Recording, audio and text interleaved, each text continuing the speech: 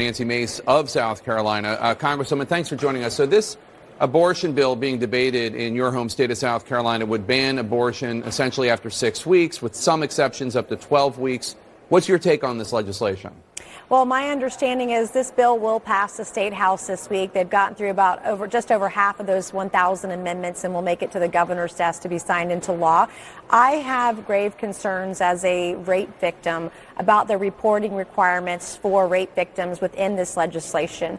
One of the things that we have to do is show compassion to women who've been raped and girls who are victims of incest, and requiring reporting of their rapes to law enforcement doesn't do that. I can't imagine the horror a woman who's been raped would have to go through to relive that rape, relive that trauma, if it's reported to sheriffs or to other law enforcement agencies inside the state of South Carolina. And the other thing that the bill does is it's a 6-week bill, but the exceptions only go up to 12 weeks for rape and incest. And I believe that those requirements should be further along to 15 weeks or 20 weeks. We want to make sure that victims have enough time to process what they've been through and do what they feel needs to happen throughout their case and throughout the trauma that they've just experienced. Yeah, just for those watching, the bill, you can't just claim to be a victim of rape and incest to be able to get an abortion legally in South Carolina after this becomes law. You have to have filed, I believe it's a police report or restraining order. Correct. And my understanding of the realities of survivors of rape and incest is a lot of them are very reluctant to come forward at all, right? I mean, that's your concern. No, the last thing you want to do as a victim of rape is to relive the rape that you've had by having to report it to police.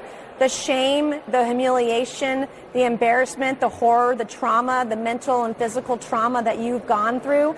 I can tell you, I was horrified to tell my mother. It took me 7 days to tell her what happened to me, and I was a wreck. And when I dropped out of school, I was suicidal for months afterwards. It was a horrific experience. And we see a lot of stories about rape and rape victims, and whenever they come into the media, once those reports, if they're made public, those women are dragged through the mud. Their reputation's tarnished forever. And so reporting it to police is the last thing many women want to do. And when you look at the ability to collect evidence, usually there's not enough time to. There are hardly ever any convictions for rape. We have over 100,000 rape kits on the shelves across states nationwide today that aren't in CODIS, that haven't been processed. Those victims won't see their day in court anytime soon.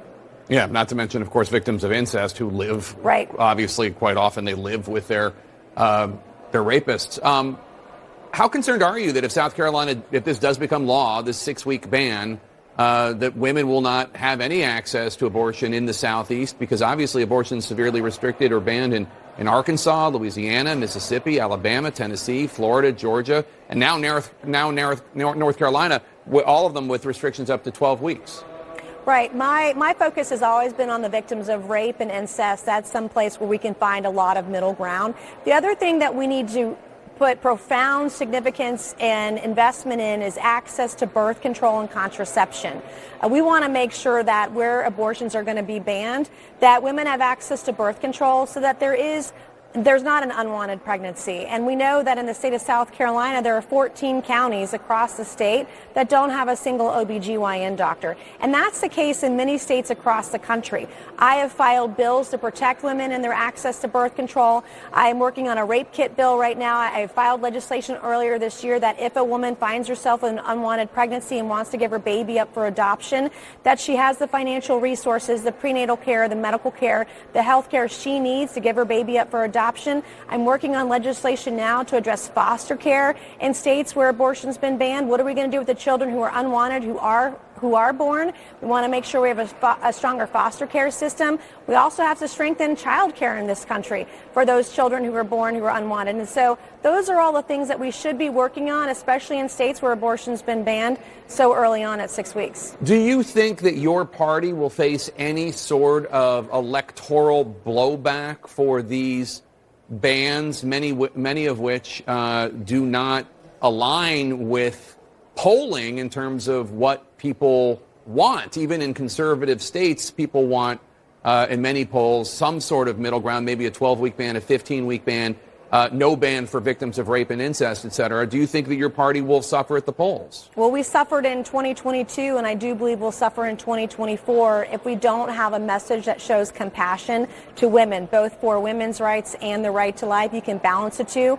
I would garner that if you were to do a ballot referendum on abortion in a conservative state like South Carolina, the majority of voters would not be supportive of a 6-week ban that allowed very few exceptions for a very short period of time and required women to have their rapes reported to police. That's really not going to fly with most people, whether they're men or women. I saw this in my own district, in a very purple district last year. I saw how the issue swayed voters. It was the number 2 issue in our race. I even ran TV ads talking about rape. I was probably the only Republican in the country who was willing to have that very uncomfortable conversation because I wanted women to know that I was going to fight for them regardless of their circumstances, especially for the worst that has happened to those women, those children who are victims of incest. Yeah, I didn't say it earlier, but I'm so sorry about what happened to you, Congresswoman. It's not your fault. I know, but thank you so much.